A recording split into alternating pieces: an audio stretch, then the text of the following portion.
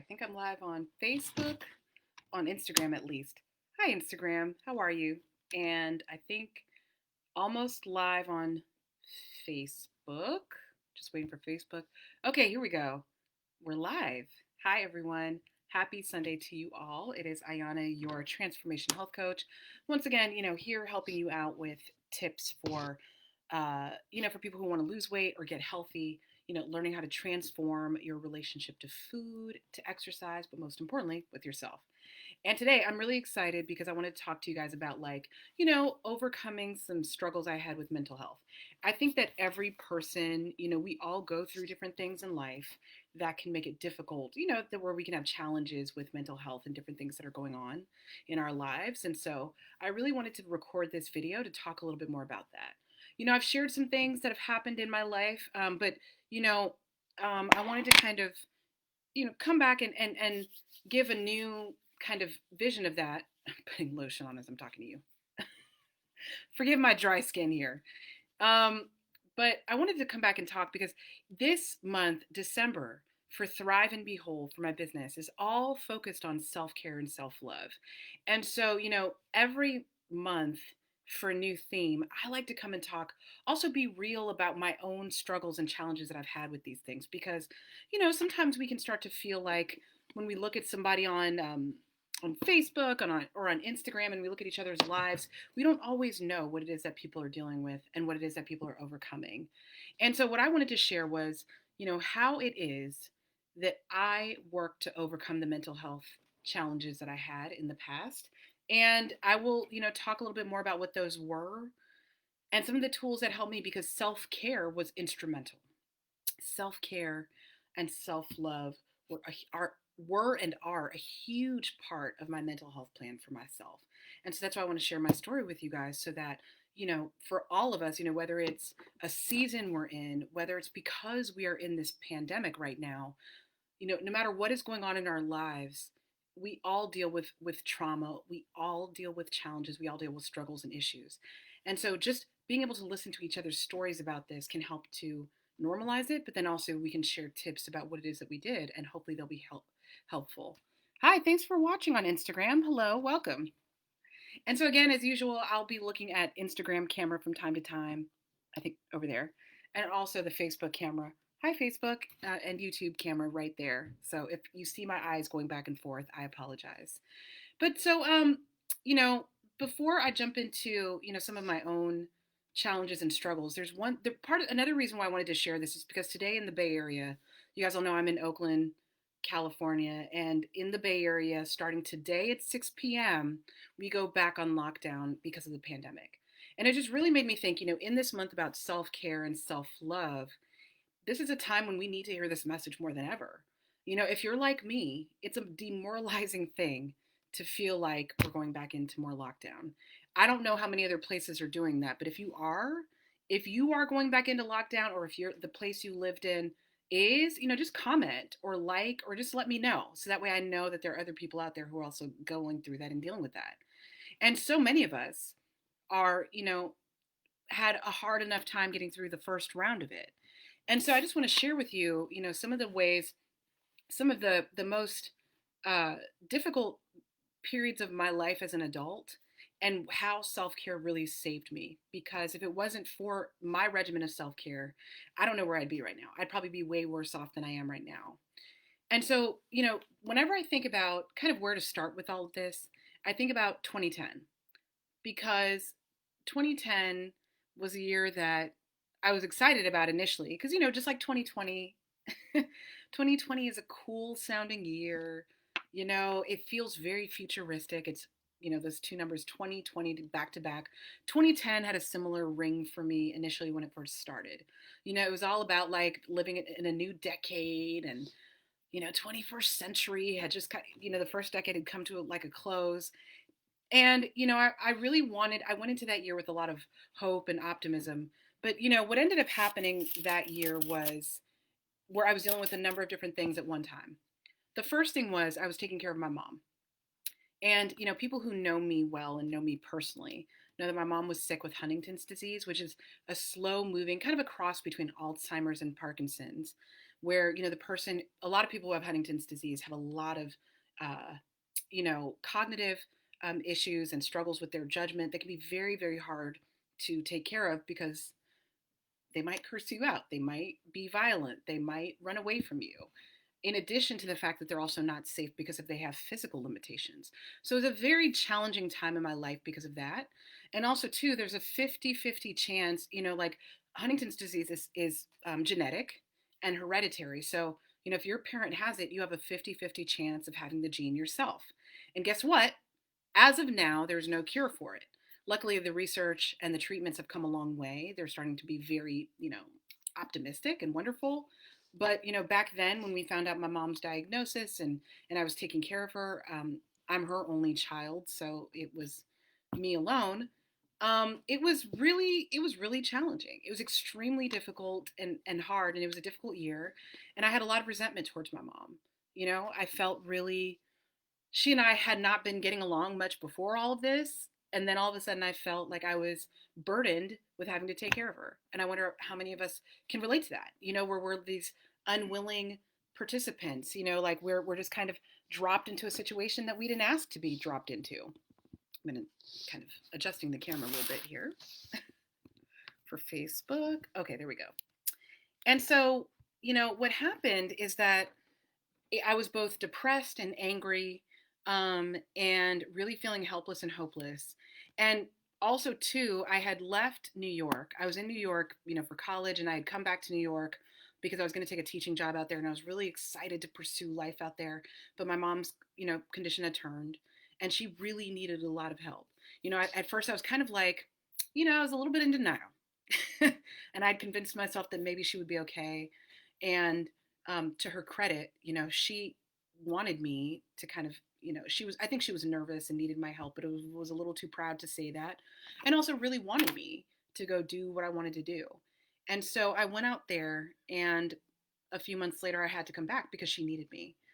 The other thing that happened while I was in New York is that a really like an amazing friend of mine, a man who had been like he and I dated when we were in college, and and then he was my ex-boyfriend, but we had maintained a really, really close friendship. He was like a best friend to me. He also got murdered when I was out there in New York, and we were very young. He was only 25, and he was shot at a party. And I remember thinking, how did this happen? Right? There was all this grief and just like disbelief and the delusion of losing somebody so close to you in such a sudden and violent and crazy way, and the trauma of dealing with that. And then, me having to then go back home after that happened, after his funeral, and then I went back home to then take care of my mom. And, when that happened too, I went back home and I started, and I reignited, I reconnected with an ex boyfriend who had been the love of my life prior to all of this. And that relationship started turning abusive. So within the span of a few months, I am, you know, like my dreams of teaching in New York are gone. I have to go back home and take care of my mom, and I'm kind of resentful about that. Nervous and scared and anxious about, am I going to have this same horrible illness that she has? Losing my best friend in the most dramatic and crazy of ways, and then being susceptible to being in a relationship that wasn't feeding my soul. And both the guy that I dated at that time, he and I had known each other for a very, very, very long time, and it hadn't been abusive before. But both he and I were going through things, and we were kind of two lost, hurt souls who found each other. And when he was upset, he reacted negatively and physically, which was horrible, right? And which was like just was even more confusing situation because I'd known him for so long and that hadn't happened. So it was just this whole crazy mix of things where all of a sudden I felt like I don't even know what I'm doing anymore. I don't even know what I'm doing anymore. I don't know how I'm going to live. Like this just it just there were times when it was so where the pain was so crazy that I just felt like I didn't want to wake up. I just felt like what is the point of living? And I felt helpless and hopeless. It was to the point where, I'd worked all of my adult life, but I could not hold down a job. I couldn't hold down any job because I was too weepy. I was like on the verge of tears most of the time. and feeling really helpless and just like I just wanted to curl up into a ball and not wake up. And I know so many of us have these dark moments that we go through. We have these moments where we feel really stuck and powerless and helpless. And what ended up and finally, what ended up changing things for me, what kind of, I say to myself that of course, we all wish that we could bypass pain, that we didn't have to go through it. But it was from that experience and from that low in my life, a time where my thoughts started to scare me, a time where I started to feel like, not that I wanted to kill myself directly, but where I was okay if I died. Like, I was just okay if I died. I was, I, and so, and my thoughts started to scare me and I reached out for help. And when I reached out for help and got therapy and started to really just learn more about my patterns, and then, eventually I got like health coaching. I started to learn more about like my patterns as a person and as a human. That yes, I care very deeply about people, but I didn't really love myself. And that because I didn't love myself and because there was this gaping hole kind of missing within me, that I was constantly seeking validation through others, through this abusive relationship. I felt connected to that abusive relationship because I thought that it was all that I had. I thought it was all the connection that I had. I was feeling lonely. I was feeling cut off from friends and people in New York that I loved. I was feeling, like nobody understood me because I was caregiving to my mom, and I felt, and here was this also lost soul who felt like he loved me too and understood me, and and so it was just like a mix of all of these things going on. And when I went through therapy, it taught me that that at the core of myself, that I didn't love myself, and that's part of the reason why I was able to find to end up in an abusive relationship and stay there for as long as I did. And also too, more importantly, that I kept putting everyone else's needs before my own, my mom's, my partner's, just everyone else's needs except my own. I had delayed taking care of myself for so long that by the time, that when I started to fall apart, I was, didn't really know how to take care of myself. I wasn't really connected to what I love to do. I wasn't really connected to what Ayana wanted to do. And so when I started to go through that therapy process and I started to really work on that self-love, then it was also when I started to talk about those things with my therapist, I also started to take care of myself. I also started to learn that I deserved self care, that I deserved to make time for myself, that I deserved to start pursuing things and going after things that I wanted and that I needed. And it made me a stronger and more emotionally resilient person to this day. And to this day, I give myself self care every single day. My health coaching, when I went through health coaching a couple of years later, I also learned how some of those patterns of me putting other people's needs first, my kids, my mom, sometimes, my students, because I was teaching, putting all of that stuff before my own, was only going to lead to more and more mental health breakdowns. And I started to realize that self-care, which it felt like an indulgence to me, something that people do who have too much time on their hands, something that you do if you're lazy and you're not working hard enough, you know, I learned all of a sudden that it was something that I needed to do for my mental health, to save myself, to keep myself sane and whole and alive. And I'm so glad that I went through those processes because I learned that every day I have to make time for myself. I learned that every day, no matter what is going on, no matter how busy I am, even if I have to wake up an hour earlier than usual, which is what is happening right now. I hated the idea of waking up at 5 a.m., but now I'm such a huge believer because I have time for myself and it's amazing. And I'm a better human. I'm a better mom.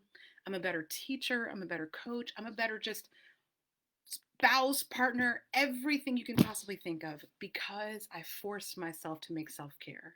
And now it's a habit, thank goodness. But at first, in the beginning, it wasn't.